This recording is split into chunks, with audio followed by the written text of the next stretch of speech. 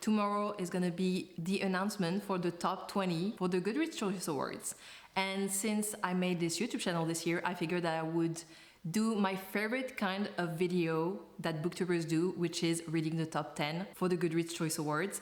And since my favorite category is always horror, I figured I would do this category this year. But before the top 20 is even announced, I wanted to come here and talk a little bit about my predictions for the top 20. So, my predictions.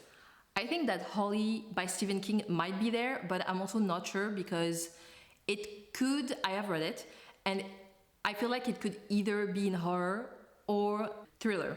I think it could be in either of these categories. I kind of want it to be in horror because I've already read it and I would hate to have read it for nothing because I wasn't that much of a fan of this book. So I kind of want it to be in the top 10, but I also kind of don't want it to be in the top 10 because it's Stephen King, and whenever there's a Stephen King in the horror category in the top 10, it ends up winning because Goodreads is a popularity contest and a lot of people also vote for the authors even if they haven't read the book.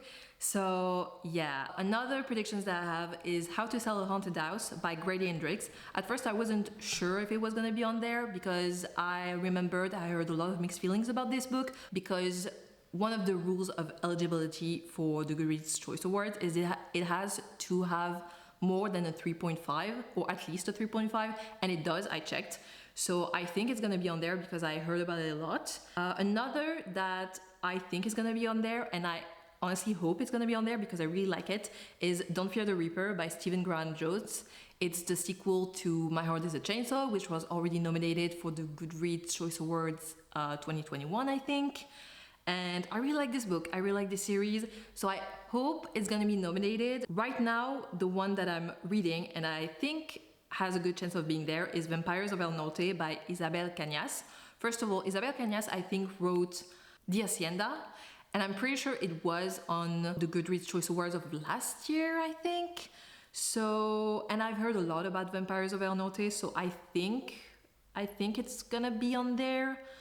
Then we have Lone Women by Victor Laval. I don't really know anything about this book, but I heard about it a lot. Same for The September House by Clarissa Orlando. I think it's gonna be there. Same for Dead 11 by Jimmy Julian.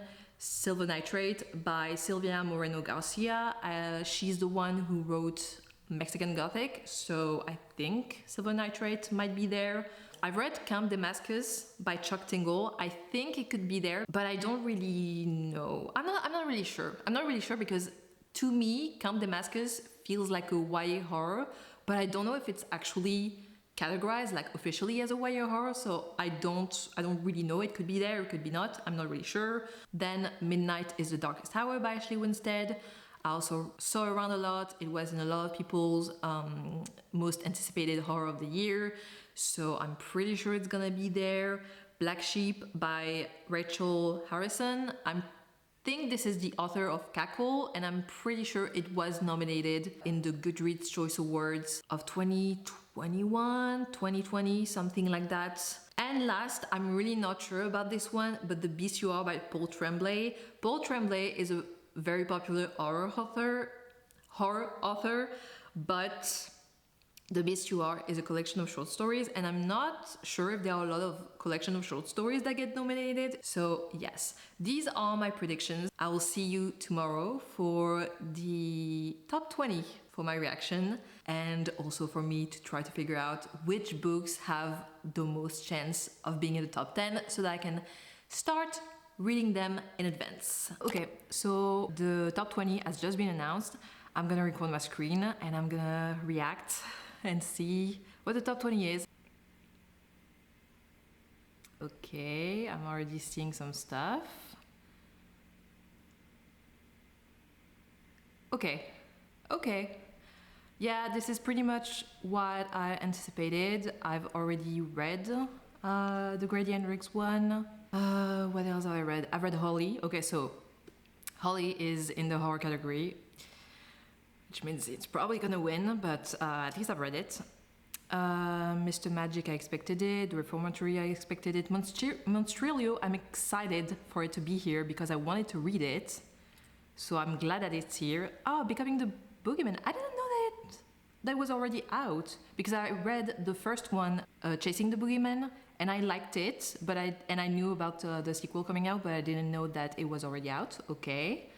Dead 11 expected, Silver Nitrate expected, Vampires of El Norte, I'm reading it right now. I read Rouge, Black Sheep I also expected, House with Good Bones, I read it. Natural Beauty, I'm glad that it's here because I really wanted to read it. So I'm happy. The September House, I expected it. My Darling Girl, I don't know it. I've never heard about it. Okay. Our Little Flowers, I've also never heard about. Yeah, okay, I've never heard of it.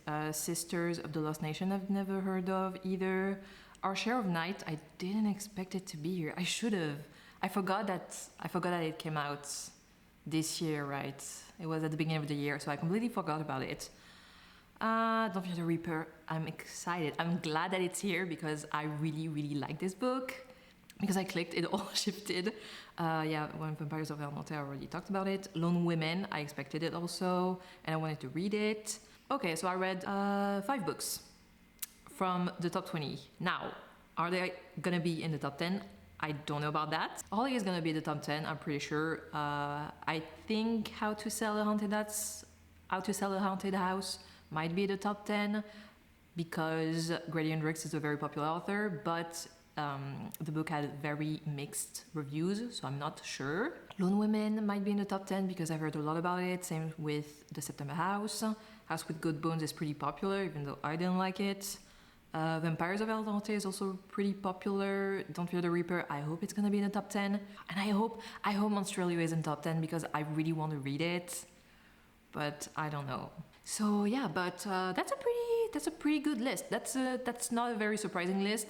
Pretty much all of the books in it I heard about and I've seen around, except for like 2 or 3. But yeah.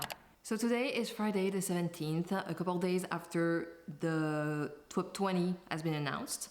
And I figure I should start reading now because, like I said, I'm a pretty slow reader and I have a couple books that I'm gonna need to read. And also, there's not a lot of time before the winners are announced. So I tried to figure out which books I needed to prioritize by trying to determine which books had the most chance being in the top 10. To do that, I made this very shitty spreadsheet. Don't judge it too harshly, okay? Because it's been a long time since I've made a spreadsheet, so I don't really remember how to do them. So yes, this is not a great spreadsheet, but I did that to like help me a little bit. So basically, I ranked the top 20 mostly based on their number of ratings because I feel like this is what matters the most because the more people have read it, the more people are likely to vote for it. I ranked them based on their ratings. So the most read book, surprisingly, I didn't know it was read that many times. How to Sell a Haunted House by Grady Hendrix has been read over 73,000 times. And right behind it, not surprisingly, is Holly by Stephen King with 39,000. So as you can see, there are different colors in the spreadsheet. So basically what I did is that the first 5 ones I feel like are pretty guaranteed to be in the top 5. Top 10. So Our Share of Night and Lone Women need to be my priority because I'm like, I don't know, maybe 80% sure that they're gonna be in the top 10. The ones in the yellow are the ones that could be in the top 10 possibly, but I'm not really sure. It could really depend on a lot of things. They all have a very, how do you say it? They have very close number of ratings, so I feel like it could be either or, especially the ones that are like the first from number 6 to number 12. I feel like it really could be either or, and then the ones in the red are the ones that I'm almost sure are not going to be in the top 10, but honestly there could be surprises because I feel like every year there's at least one book in the top 10 that's like, what the fuck are you doing here? Who voted for you? But I feel like based on their number of ratings, they're shouldn't be the top 10, but I don't really know. We'll see. So, like I said, Our Share of Night and Lone Women, both, first of all, Our Share of Night, it's the 3rd most read book and has an average rating of 4.3, which is a very, very good average rating. So I'm guaranteed, like I'm convinced it's gonna be in the top 10. I would be very shocked otherwise. Lone Women has 17,000 ratings. It has a pretty good average rating. The September House, I'm pretty sure it's gonna make it because it has pretty much the same number of ratings as Silver Nitrate, but it has a much better average rating, a 3.9, which is really good. Vampires of El Norte also, I feel like it's gonna make it because of its average rating, a 3.93. And I'm reading it right now, so even if it doesn't make it, I'm still gonna talk about it. Mr. Magic. The thing about Mr. Magic is that it has a good chance of being in the top 10, but because of its average rating, I have good hope that it's not gonna make it in the top 10. And honestly, it's mostly wishful thinking because I don't want to read this book. Like I'm sorry, but I kind of hope it's not in the top 10 because I don't want to read this book. And yes, so for now, my priorities are O Share of Night, Lone Women. I would say the September House because of its average rating, which is much higher than Silver Nitrates. Silver Nitrate, okay, the thing is, I feel like Silver Nitrate, despite its pretty average rating, it still has a better chance of being in the top 10 than Natural Beauty. Even though it has a better average rating, it has less than half the number of ratings than Silver Nitrate has.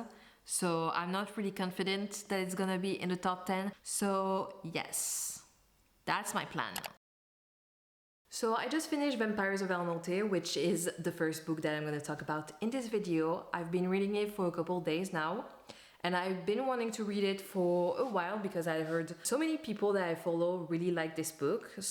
And because it's a vampire book, well, at least I thought it was a vampire book. And since I love those, I really wanted to read it. I was really excited to read it. So Vampires of El Norte is about Nena and Nestor, who are childhood best friends. Nena is the daughter of the ranchero of Los Abuelos, who basically owns the land.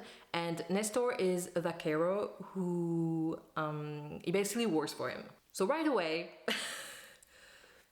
considering there's gonna be a romance between Nena and Nestor, you can guess the problem that it's gonna cause, because we're in the 1800s in Mexico. So at the time, daughters of landowners, they didn't really marry. Usually people work for them. So right away, you know that this is gonna be a conflict. So Nena and Nestor were child best friends. When they were around 13 years old, Nena was attacked by a vampire. Nestor was there. He thought she died. And so, ridden with guilt and grief, he left Los Abuelos thinking that she died and couldn't withstand the thought that he was, according to him, responsible for her death because he was there and he didn't manage to save her. So he left for 9 years. After 9 years, the Englishmen starts attacking Los Abuelos because they start occupying the land. They start trying to basically steal the land from the Mexican people. And so when Nestor comes back to try to fight the Englishmen with the people at Los Abuelos, and then he finds out that Nena is actually alive and has been alive for the past 9 years. Nena is not really happy to see him. That's an understatement. She's very angry with him because she doesn't understand why he left, because no one ever told her. Like, they don't really talk about the night that she got attacked, so she doesn't really know what happened. So from her perspective, Nestor just left without saying anything and basically abandoned her. So she's very upset with him. And before I start telling my thoughts about the book, I will say that I understand why Nena was upset with Nestor. All right? I understand. Now, I will say I couldn't stand Nena for like the first 2/3 of the book. Yeah, I would say that. For a good 2/3 of the book, I couldn't stand her because, again, like I said, I understand that she was upset with him, but I feel like the way it was done, it was a little too much, to the point where it felt a little irrational and almost heartless, because she would not... The fact that she wouldn't let him speak is one thing, but the fact that when he told her what happened, she basically called him a liar, why would he lie about that? And just the way she treated him, again, I understand that she was upset, but she really treated him like garbage. And I really did not like that. I thought she was doing way too much. She was, almost irrational with her anger. And I also especially didn't like how she never, in the first 2/3, she never stopped to consider Nestor's feelings. She was always so focused on her own anger, her own feelings, her own pain, that it was basically the only thing that mattered to her. And the fact that she was so... She had so little self-awareness because she kept calling him selfish, and I was losing my mind. I was like, girl, you cannot be serious. When he's so selfless and all he all he cares about is her, she has the nerve to call him selfish. I was done. I was really irritated by Nina for the first 2/3. She really grew on me, I will say, in the last third. I really like her development. So in that sense, I liked it. Now, the thing about this book is I didn't read the synopsis before I read it, so I guess that's on me. But because of the title, I assumed that vampires would have a much more prominent role in the book than it actually did. I just expected it to be more. I just really expected it to be a vampire story, and in the end, the book is much more of a historical romance with vampires, with horror elements, rather than a horror book. And I feel like this is my main complaint about the book. I give it 4 stars, by the way. I still really enjoyed it because let me tell you, this book was not good for my blood pressure. Whether it was how much the characters would drive me crazy, to stuff that would happen that were really, what's the word? There were really tense moments in the book that had my heart pounding. Like, there were moments where I was literally shaking. This book really affected me, and for that, I have to commend it because that means that I was really invested in it. So I did like it for that. But again, like I said, I'm disappointed by the lack of vampires and the lack of horror because that's what I was expecting from the book. So even if I did like the romance in the end, and I did like all the other elements to the story, the whole element of, you know, colonialism. I'm struggling with this word.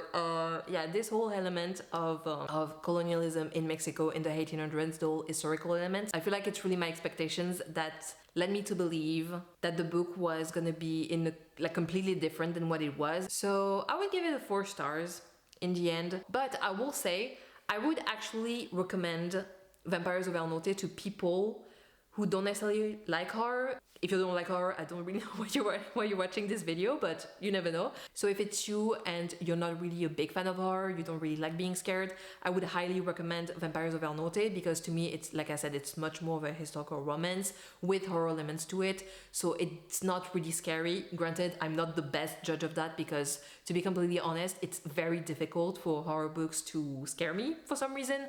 Which is weird because it's not the case with horror movies at all. If anything, it's the opposite. So I'm not the best judge on what is scary or not, but I feel like the horror elements are so minimal in Vampires of El Norte that I don't really see how anyone would be scared by that. Or like if you're gonna be scared by those scenes, there's not a lot of them. So yeah, I feel like if you don't really like to be scared, you would still really enjoy this book because, like I said, it's mainly about the romance. So yes, this was Vampires of El Norte. Next, I'm pretty sure I'm gonna read Lone Women because this is another book that I've been meaning to read for so long, that I've been wanting to read for so long because I've heard so many people praise it. Like Vampires of El Norte, I have no idea what it's about. I didn't read the synopsis, so I'm going into it completely blind. But honestly, that's what I prefer to do anyway with books. So yeah. So I read and finished Lone Women by Victor Leval, and this was so close to being a 5 stars. So close. It's a 4.5. I really enjoyed this book. I'm not gonna tell you what it's about because I feel like this is one of those books that you definitely need to go into without pretty much knowing anything.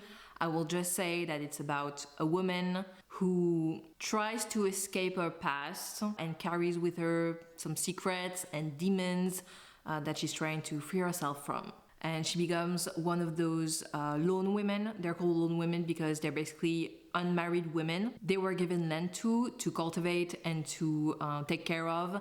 And I think it was for 3 years, they had to prove themselves. They had to prove that they could take care of that land. And if they managed to take care of it well, if they managed to prove themselves, then the land officially be theirs. I actually don't know if that was a real thing or not in the past, or if it's just for this book. I'm not gonna lie, I didn't look it up, but this is basically the premise of the book. She leaves. She goes to Montana and she becomes one of those lone women. And that's all I'll say about it. Because that first chapter, that's how you do a first chapter. Because it grabs your attention, and just the mystery behind it, you're so intrigued and you just want to know like what is going on, what happened. It was such a great chapter. The reason why it's not a 5 stars, even though it was close to being one, is, I'm not gonna lie, I felt like the mystery behind it was almost more interesting than the actual reveal. I feel like this was a case of the mystery behind it was so intriguing, then the reveal almost could only be a letdown, at least for me. In my opinion, I feel like it could only be a letdown, especially because, I don't want to say too much because I don't want to risk spoiling this book, but the reveal was personally not my favorite, my favorite thing. I can't say too much, but yeah, the reveal was not my favorite thing. It was still good. I don't think it was a bad reveal or anything, but I was a little bit let down by the reveal. And also I have to say, I wish the books was a little bit more focused, because even though it was only like around 200 pages, a little bit more, I think it was like almost 300 pages, something like that. Even though it was pretty short, I feel like it was kind of all over the place. There were many characters, and some of them were maybe not as interesting. I feel like if the author had less characters that he spent more time really focusing on, it would have felt less a bit all over the place, you know what I mean? So for that reason, I can't really give it a 5 stars, but it's still so excellent. It's still so good. I give it the same rating as Don't Fear the Reaper, but I think it's slightly better. It's just a step above. They're really close for me. I love them both so much, but yeah, I would say Lone Women is just a step ahead. So after finishing Lone Women, I started Our Share of Night by Maria Enriquez, because I didn't realize that before, but I realized it now. This book is 600 pages. So I needed to get to it. If I'd seen that it was so long, I would have got into it sooner, but oh well, you live and you learn. So yeah, I started this book. I'm around 200 pages into it. This is basically the story of Juan and Gaspar, a son and a father who just lost the mother of the son to an accident, and they're also how do I explain this book? They're basically part of this family cult thing where they have special abilities, where they can see the dead and they can do things to people, and it's just very dark.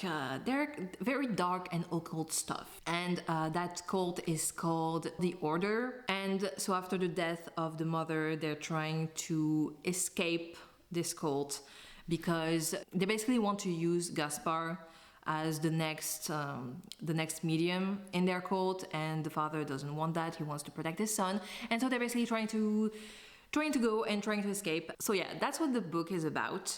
I'm 200 pages into it, and I think I like it.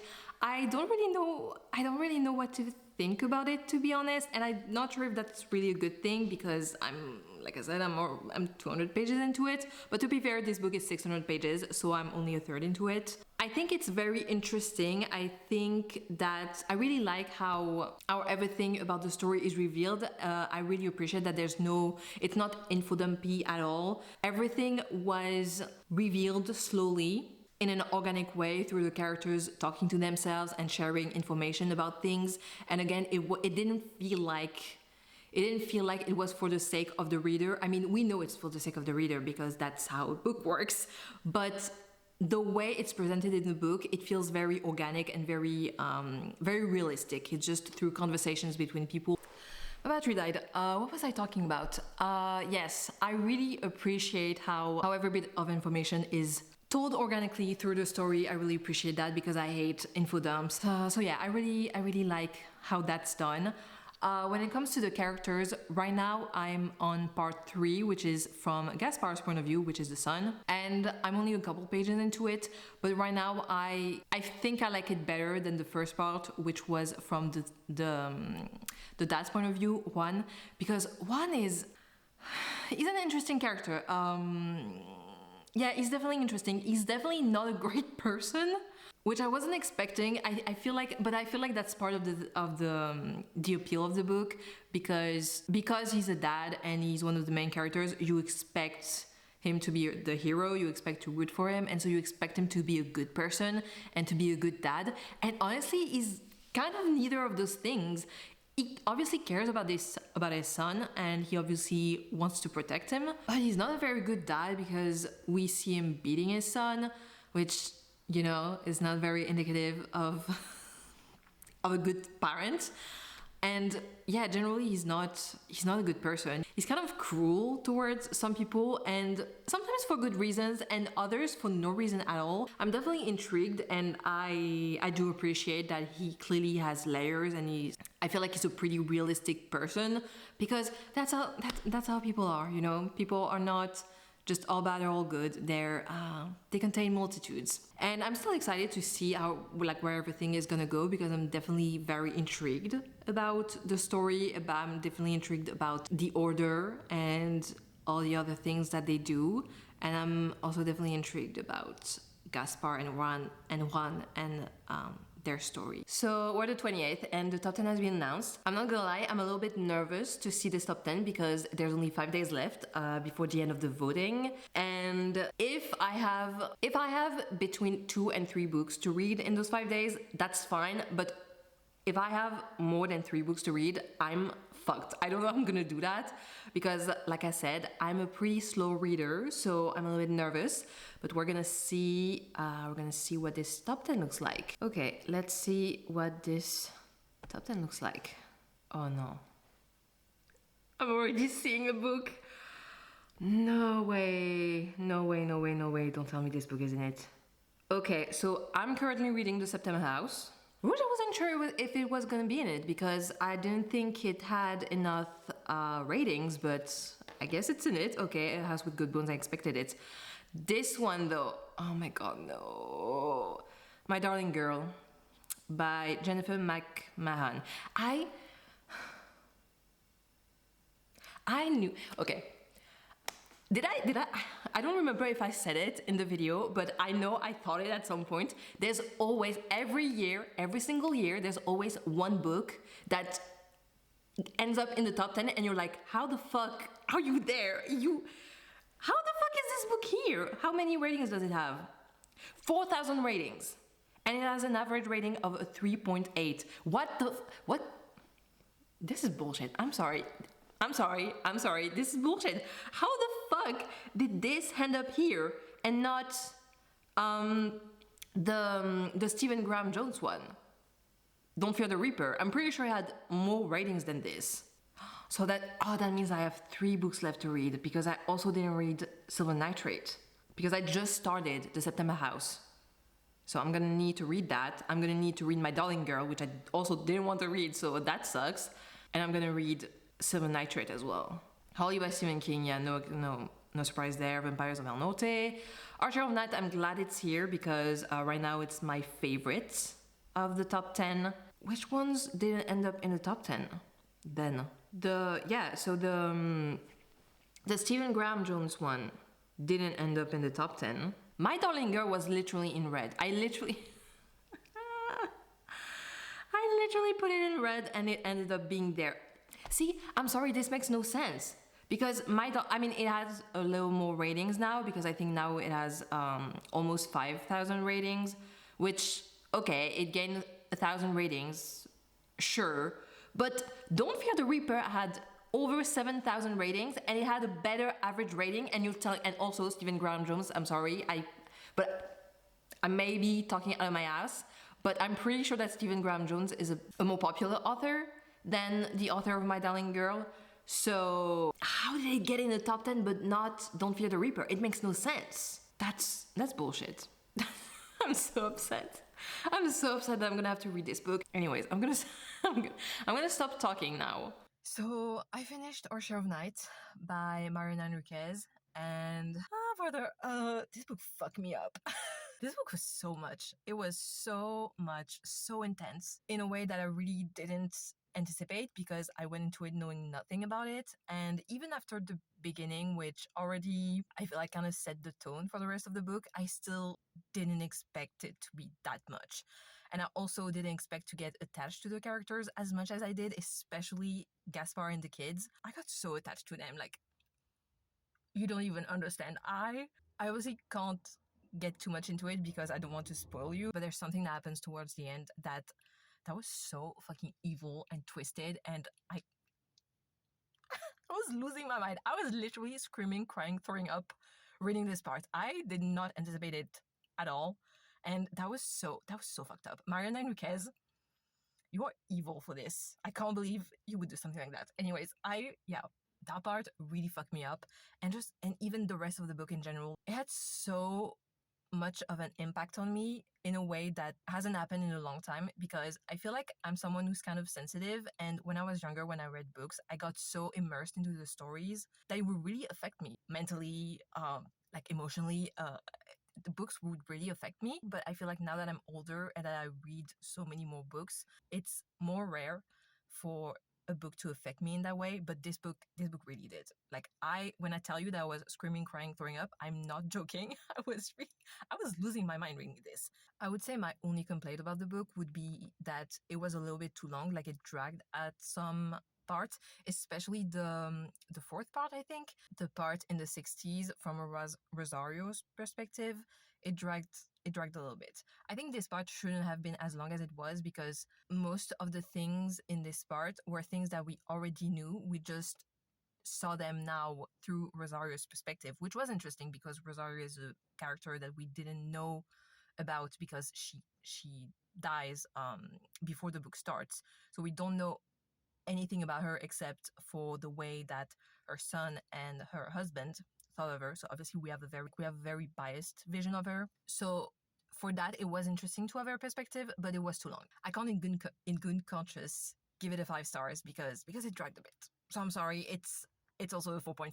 I don't think I'm gonna get a 5 stars in this video, unfortunately, because I don't see how any book in this list could beat this one. I don't want to be rude, but I just think it's so much better quality-wise, like storytelling-wise, character work-wise. It's so much better than any of the other books in this list. Like, it's kind of, I don't know, it's kind of wild how good it is. It's a very interesting and well-done tale about a family who is part of the elite, of the inherent evil and corruption of the elite, and it's done in a way that parallels the dictatorship in Argentina, and it's just so well done. You really follow this family through the times. You really see just the corruption, how being brought up in that kind of violence and that kind of affects you in the long run, and how it affects different generation of the same family. And it's just very well done. I also especially liked the way love was portrayed, especially filial love and the complexities of it, because one is abusive. He's not a good father, and straight from the beginning, you know that he's a violent person, and that he's not a good father. And I really love this relationship with Gaspar in the way that it felt very realistic to what it's like for a lot of children who were brought up by abusive parents, and the love that they still carry for them despite the abuse and just the conflicted feelings that they have about them. It was so good.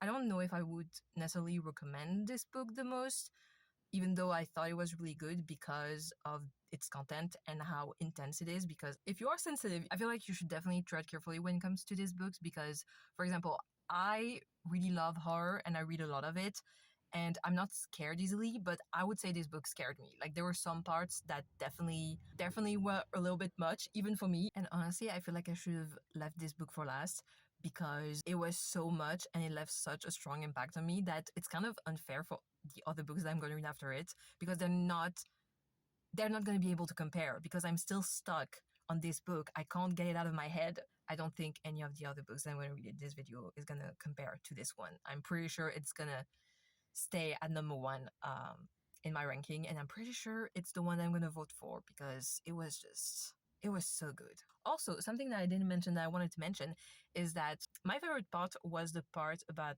Gaspar, and like it is two parts because part 3 and part 6, 5, I remember there were parts from his perspective and his friends, and they were definitely my favorite parts. And the part where they're kids reminded me so much of It from Stephen King. I haven't read the book yet, but I've watched both adaptations, and it kind of reminded me of it.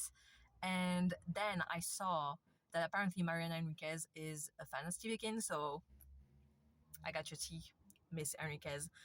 And yeah, it just reminded me of it. And since it is one of my favorite horror movies, I really enjoyed those parts. So that was this book.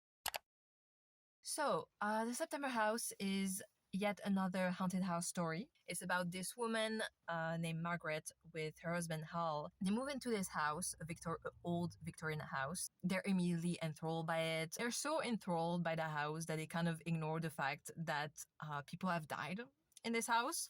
So that's definitely a choice, especially in a horror book. And so they move into this house, and very quickly it turns out that this house is haunted, as you can expect it, because it's a haunted house story. What I found very interesting and very fun is that the haunted aspect of the house comes in immediately. It's not your typical haunted house where the people move in and then nothing happens, and then just weird, like slightly weird things start to happen, and it escalates more and more until the climax of the book. In this case, it wasn't like that. Pretty much immediately Margaret knows that it's haunted, and she knows the ghosts. She interacts with them. This is something that she quickly gets used to, and so she just gets used to the ghosts being there and just doing stuff and just living among them, which is an interesting take on the classic haunted house story. This book was nice. I gave it a 3.5. I liked it.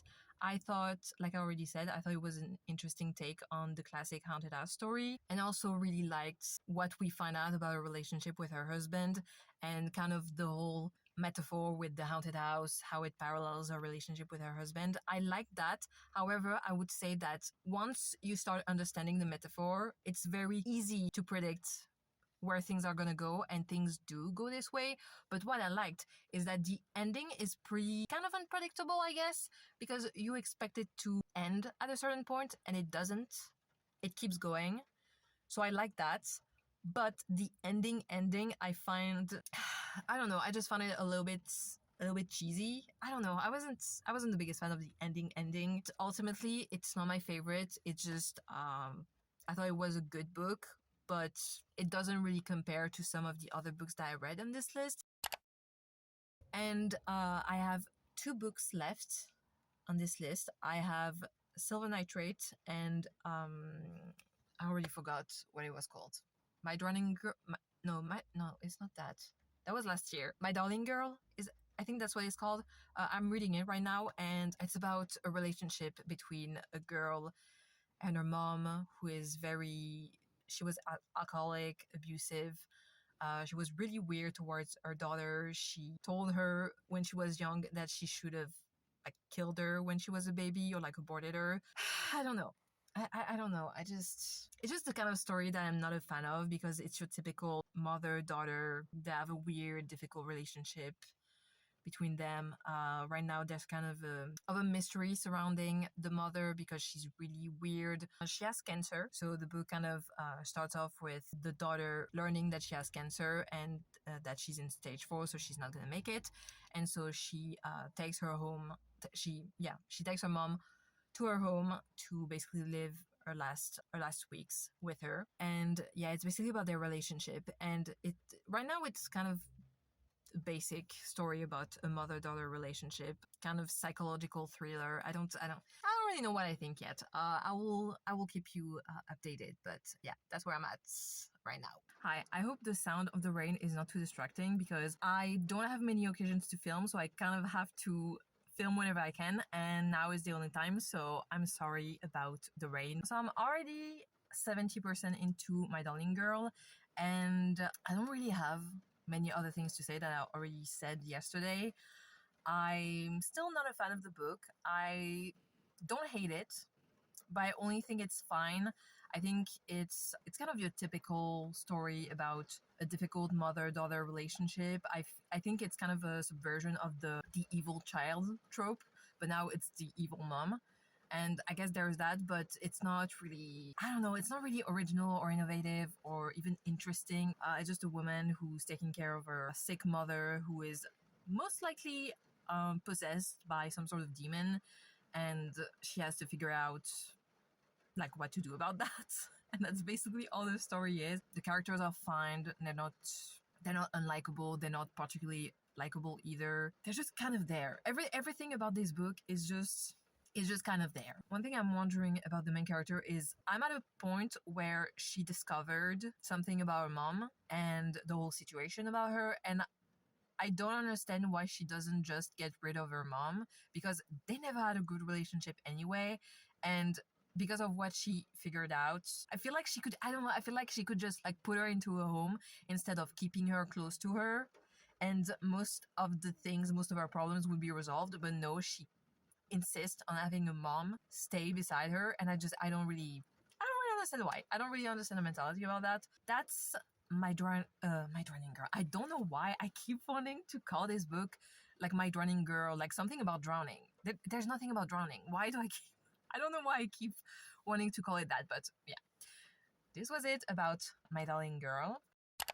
I also started Silver Nitrate by Sylvia Moreno Garcia yesterday. I'm around 100 pages into it, and right now I'm enjoying it.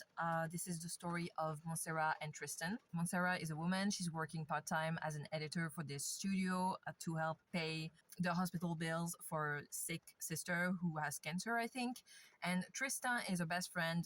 They're childhood best friends, and he used to be soap opera actor. He used to be pretty popular, but now he kind of fell off.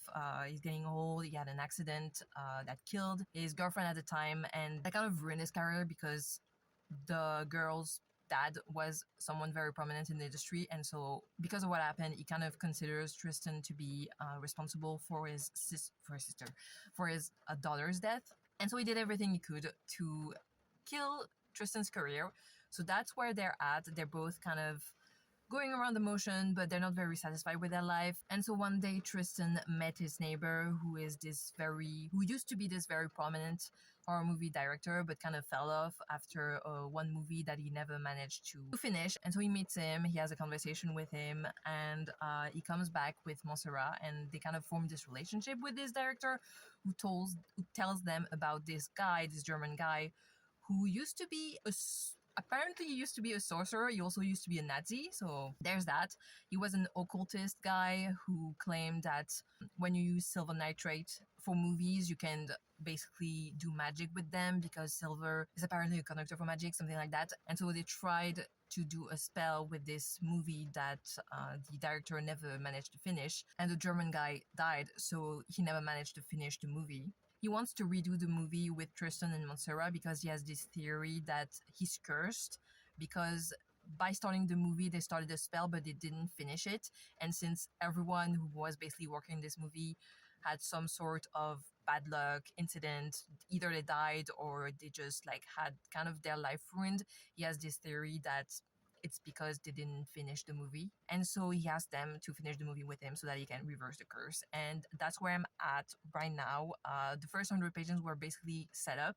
We learned about Montserrat and Tristan. We learned about their life. We learned that Montserrat has been in love with Tristan forever, which honestly, I'm not a fan of that. I'm not a fan of that trope, so I'm kind of ignoring it right now. Tristan right now is probably my favorite character. I think he's the most interesting, and I didn't think when I started the book that I would like him much because he kind of seems like this very vapid who used to be hotshot, and now that he's not, he's very depressed because he fell off, and he is that. I like that we still get to know more things about him. And I don't know, I find him to be a very realistic character because yes, he had a lot of issues in his life. He had the whole thing happen with his girlfriend. He also had a lot of mental health and addiction issues, which is another thing about his character. And so yeah, right now I'm enjoying it. I find it very interesting that this year there seems to be a lot of Latino books. Not that I'm complaining or anything, but thank God that I remember some things of Spanish from my high school days because Yeah, obviously there's a lot of Spanish. Also, I find that interesting how Silver Nitrate is kind of similar to Our Share of Night, not necessarily in terms of the characters or the story or the writing or anything like that, but just the themes and the subject matter, because they're both about a cult, like an occult, evil, corrupt cult. But it's quite different, first of all, because Silver Nitrate is set in Mexico, whereas Our Share of Night is set in Argentina. I am interested to see how different Silver Nitrate is gonna be compared to Our Share of Night, and how especially the cult is gonna be handled comparatively to Our Share of Night, because right now it's already pretty different, because I feel like in Our Share of Night, the cult thing, it was very much a family thing. It was very much a tight-knit thing that at first we didn't really get any explanations about. We knew vaguely about what they were doing. For a long time, you don't really know why they do the things that they do, other than the fact that they're evil and corrupt. But we don't really have a goal or anything like that. It's very much like, this is just how it is. This is their life. And it makes sense because we see it from the point of view of Juan, first of all, and then Rosario, who were in it, who were raised in it. So it makes sense that we get this very intern point of view of it. I don't know really how to explain, but there's a difference in the way that it's talked about. In Seven Night Red, we really have an exterior point of view of the cult and its ideas and things that that the German guy did, because we have a third party explaining to other people who have no idea about it what it was about. Yeah, I'm interested. I'm interested to see how they're gonna compare and how similar and different they're gonna be, because they have some similarities, but I feel like they're also already very different. And I'm also interested to see if maybe Silver Nitrate could beat Our Share of Night for me. I also need to tell you about the books that I read prior to making this video who ended up in the top 10. So it's gonna be pretty quick because I basically felt the same way about all of them. First of all, there was Holly by Stephen King that I read, which is a continuation of the Mr. Mercedes trilogy. I'm gonna be completely honest, I never read the Mr. Mercedes trilogy because I just never cared to. It was never a series that particularly appealed to me, so I just never read it. I read Holly. The only reason I read it was because I kind of knew that it was going to be in the top 10 for the Goodreads Choice Awards, but honestly, I didn't really have much interest in it.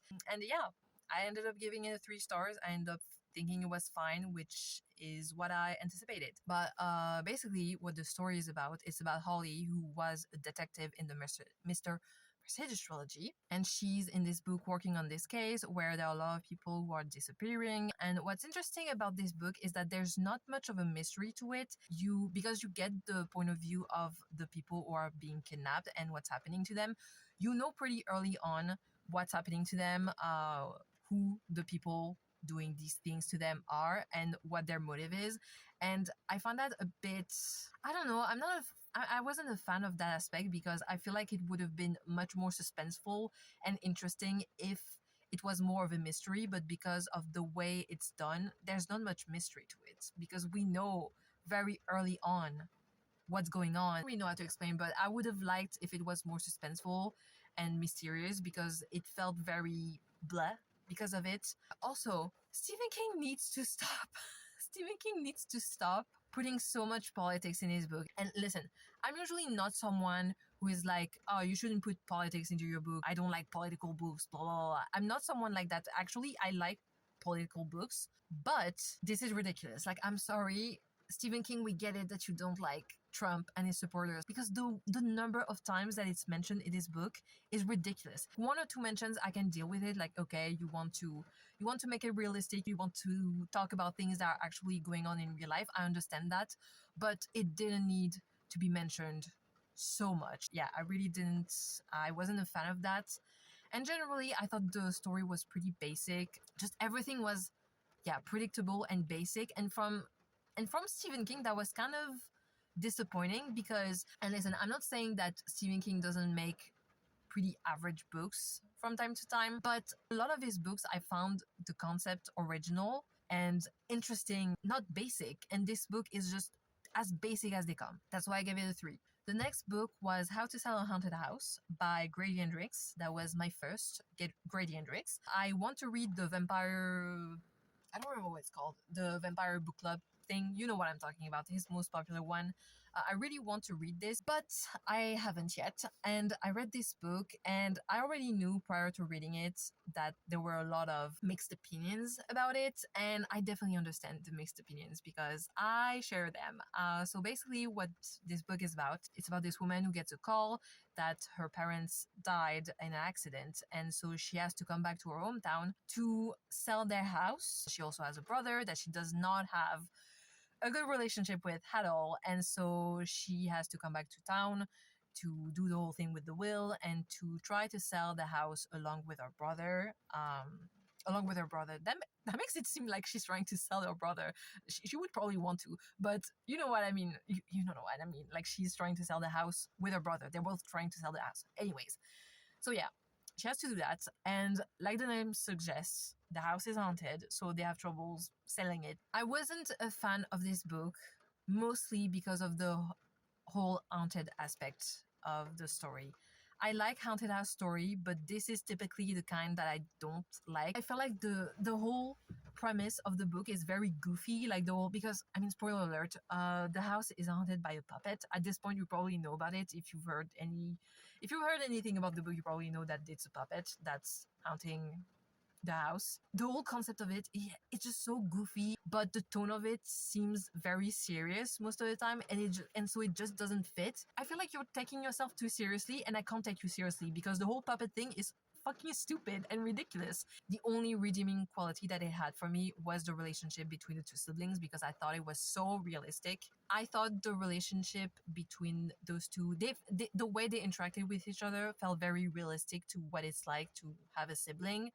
And also their resentment toward each other, their feelings toward each other, the way they remember things differently and they have very different visions of things that happen. It felt very realistic to what it's like to have a sibling. So I really liked that aspect of the book, and I really liked to see them mend their relationship. But it was pretty much the only thing about the book that I like, and it's the only reason I didn't give it a 2. Then I read another haunted house story, which was the Ticking Fisher one, A House with Good Bones,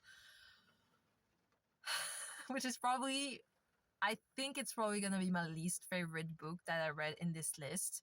Basically, it's about this woman who, similarly to How to Sell a Haunted House, she gets a call. She gets a call from her brother who asks her to go visit their mom because he finds her to be very weird. She's just very weird and different after their grandma died, and she stayed in the house that they used to live in with their grandma. And so she goes visit her mother, and she realizes that yes, she is acting strange. And so things happen, and I didn't like much of it. I didn't really like any of the characters.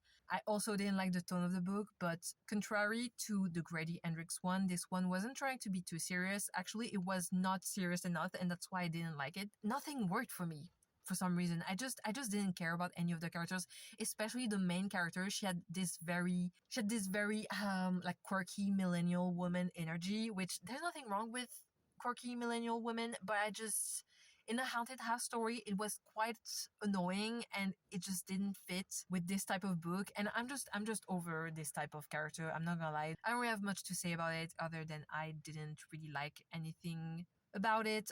The writing was fine. The ending was honestly quite ridiculous. I wasn't a fan of this book. I gave it a 2 because it's not like unreadable. That was A House with Good Bones. And finally, the last book that I read before the start of this video was Rouge by Mona Awad. That's my second Mona Awad. I read Bunny earlier this year, which I loved. Spoiler alert, it's one of my favorite books this year. I loved it. And Rouge, I liked, but I feel like because I had expectations because of how much I love Bunny, I was a little bit disappointed by it, because I feel like the thing about Rouge was the whole concept of it was just not my favorite. It's about this woman named Belle who lost her mother, and her mother was very obsessed with beauty, the same way that Belle is, and her mom was part of this beauty salon, which we find later on is kind of has culty vibes.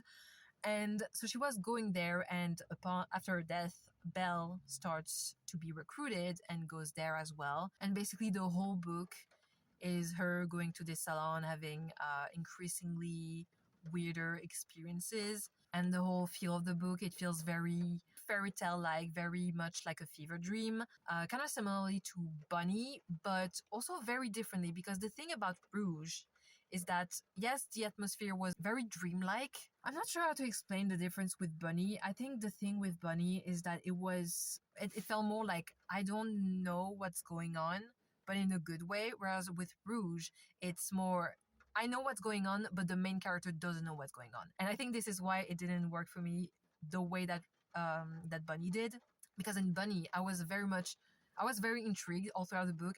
Because of the themes of the book, I feel like I kind of knew where everything was going. Because she kept going to this beauty salon and having increasingly weird experiences, it felt very repetitive because it was pretty much always the same thing. We knew where things were going. I just preferred the feel of Bunny and the feel of not really knowing what everything was all about and not really knowing where things were going up until pretty much the very end. Whereas with Rouge, because the theme of the book was so specific, everything felt very predictable in the way that things were gonna unravel. So I wasn't really surprised by anything that happened in this book. I also wasn't very invested in the characters, especially the main character, which is weird because I found her more likable than Samantha in Bunny. But for some reason, I was much more interested in Samantha, and I was more involved in her story compared to Belle. I don't know. There's something about Belle that just felt very not as interesting, not as intriguing. I feel like if you like this type of atmosphere, if you like a very atmospheric book, this book is very atmospheric. If you like this very fairy tale-esque, dreamlike story, you will probably like it. That's interesting how there are a lot of recurring themes this year in the Goodreads Choice Award. I don't know if that's something that always happen every year because this is the first year where I do it, but this year I definitely can tell that that there's a lot of recurring themes. So that's interesting. I just finished My Darling Girl, and yeah, in the end it's a 3 stars. I thought it was fine. I did prefer the last bit of the book compared to the first part. There was some reveals that I didn't expect. I did like the ending. I thought the ending was good, but ultimately, like, yeah, it's just not really my type of book. It was fine for what it was, but I would say it's a pretty average story. Most of it is pretty predictable, except the ending, which is the reason why I gave it. I don't know. Actually, I don't know if I would give it a 3 or a 3.5 because I did really like the ending. I also continued with Silver Nitrate, which I'm still enjoying. But remember how yesterday I said that Tristan was my favorite character? Yeah, I take that back. Oh my god, he's just so selfish and so self-absorbed. And honestly, him and Montserrat are both just not, they're just both not very good friends to each other, but for different reasons. Because Tristan is a very selfish and self-centered person. So and because he's aware, subconsciously he's aware of Montserrat's crush on him, he kind of expects her to always be there for him whenever he needs her, but he's too selfish to ever reciprocate. And Montserrat, because of her crush on Tristan, and because she's bitter that he doesn't reciprocate her feelings, sometimes Tristan will need her and like actually need her, and if she was a good friend, she would be there for him. But because she's bitter about the fact that he doesn't share her feelings, she just is not there for him. Yeah, and also generally she has a pretty abrasive personality, which is not necessarily something that I dislike, but I feel like I can't completely like her or I can't completely care about her because she's so, she has I don't know how to explain, but she has a very particular personality. She's very, yeah, like I said, she's very abrasive. She's kind of aggressive. And I get that, but especially because she's in an environment that's really male-centered, so you kind of, in that kind of environment, you kind of have to have this type of personality. But I feel like it's a little bit much to the point where it's like, okay, girl, calm down. But when it comes to the rest of the story, I'm still very intrigued about the whole cult thing. It's definitely starting to pick up. I'm around 200 pages in right now, and I have no idea where things are going. So I can't wait to see how it's gonna end.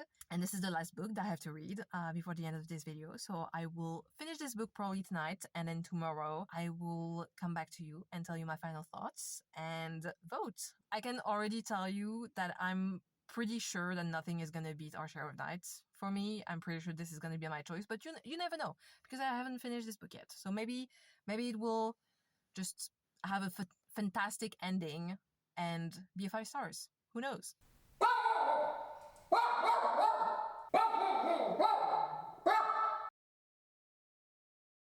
Do you see? Do you see what I have to handle every day having this fucking dog? Do not get small dogs. Do not get small dogs. I love my dog. I love my dog. She's very cute. She's so sweet most of the time. But my God, the barking. So, anyways, today we are Saturday, December 2nd. I finished Silver Nitrate, so I'm officially done with reading all of the top 10 nominees. Silver Nitrate in the end was a 4 stars. I really enjoyed it. I like most of the ending because I felt like it was very significant for both characters, both Tristan and Montserrat. I will say though, there is one specific aspect of the ending that I was not a fan of. I can't really tell more about it because it would be a spoiler. It would be a pretty big spoiler. So I can't talk about that, but yeah, I wasn't a fan of it. And the thing is, I kind of saw it coming from around the middle of the book. There were some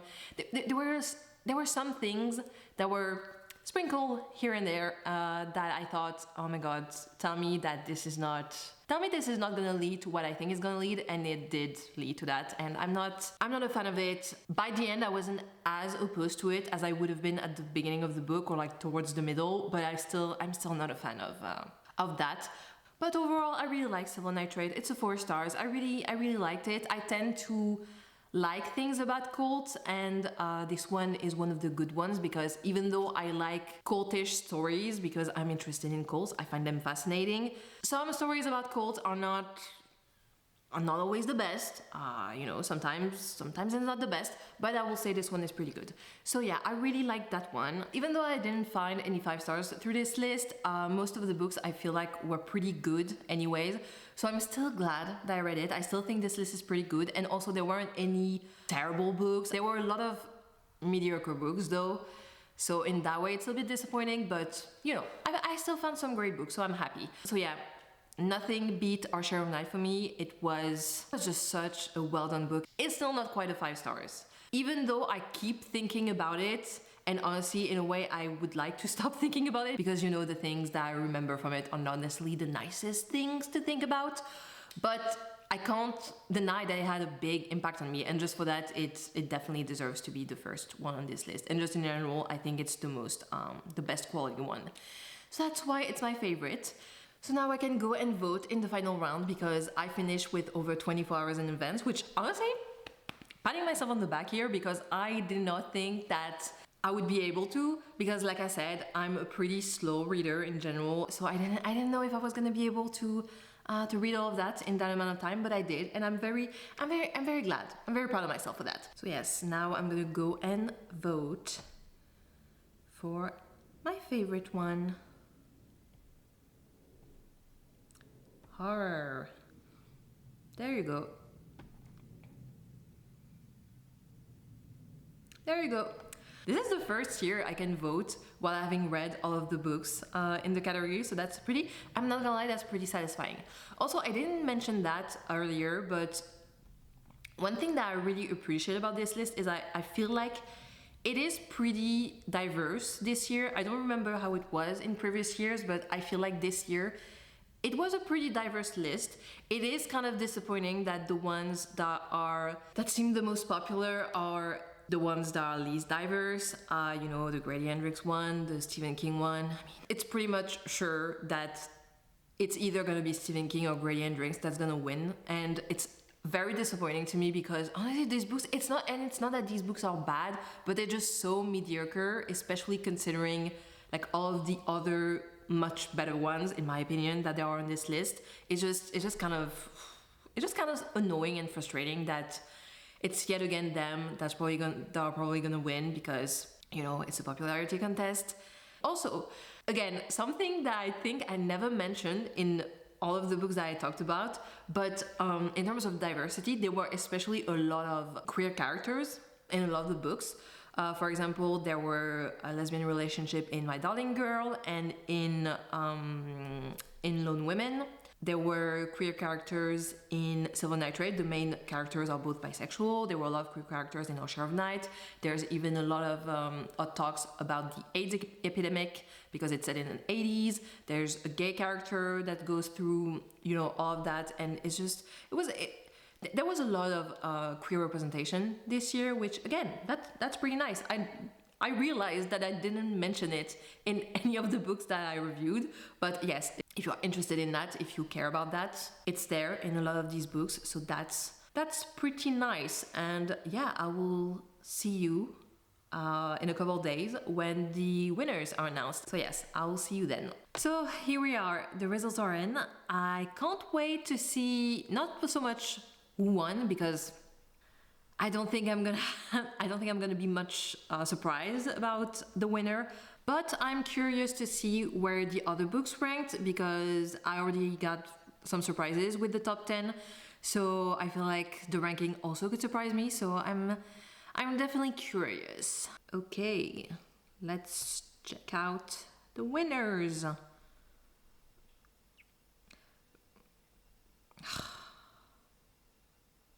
The disappointment. The immediate disappointment. Okay. Of course. Yeah. I'm not surprised. The winner with almost 78,000 votes. Wait, how many ratings did this have? Wait, let me see how many ratings. Are you fucking kidding me? I'm so mad. I'm so mad. Are you serious? This book got 47,000 ratings and it got 77,000 ratings. 77,000 votes. It got 30,000 votes more than there are actual people who read it. I'm so upset. People are so annoying. Stop voting for books you don't read. Oh my god, that's so annoying. I'm so upset. And of course, Gradient Drinks also right below it with 47,000 votes. There's a lot of I can't speak. There's a big gap in between those two. That's interesting because How to Sell a Haunted House was read more than Holly, but of course, because it's Stephen King, people were just gonna vote for it just because it's Stephen King. That's so annoying. It's the same thing I don't know why I'm still upset by it because it's the same thing every year, but yeah, I'm still annoyed. In A House with Good Bones in 3rd place. This does not deserve 3rd place. Vampires of El Norte in 4th place. It was a good book, so I'm fine with it. Rouge in 5th place. Our Share of Night. I'm sorry. The fact that Our Share of Night and Lone Women are so low in the ranking upsets me deeply. That is criminal. Are you fucking kidding? These books are way too good to be this low. Below all of these other books, all of these mediocre ass books, I'm so fucking upset. I feel like this really represents the state of the publishing industry in general and the way that people will always hype up the most mediocre books, always the same stuff being done over and over, and the things that are actually interesting and innovative and go slightly outside the box. They're not frowned upon, but they're always pushed to the side. I don't want to make it seem like I have it against Stephen King or even Gradient Drinks. I mean, I have nothing against them. I like Stephen King actually, but I'm sorry, this is far from being his best book, and it did not deserve to win. Stephen King does not always deserve to win. I just wish people would go outside of what's the most popular books and read more things. It's just disappointing and it's frustrating. And I also know that the Goodreads Choice Awards really don't matter that much. At the end of the day, like, everyone knows that it's a popularity contest. Oh well, that concludes this video then. Just ending on a quite bitter note, but at least I found some pretty good books through this video, especially books that I probably wouldn't have read. Honestly, you know what? I should probably listen to my own advice, because if it wasn't for this video, I probably would have never read Our Share of Night, and it ended up being my favorite of the lot. So I should listen to myself more often and take my own advice. But yeah, even though I didn't find any 5 stars in this video, I'm still really glad I did it. It was fun. I really enjoyed reading all of those books, and I feel like I really challenged myself by reading those books in that amount of time to have like a deadline. I feel like it was good for me. It was good for me to challenge myself. So yes. So there you go. This is the end of this video, and I'm thanking you for watching it, especially if you watched it through the end. And I hope you liked it, and I will see you in my next one. Bye.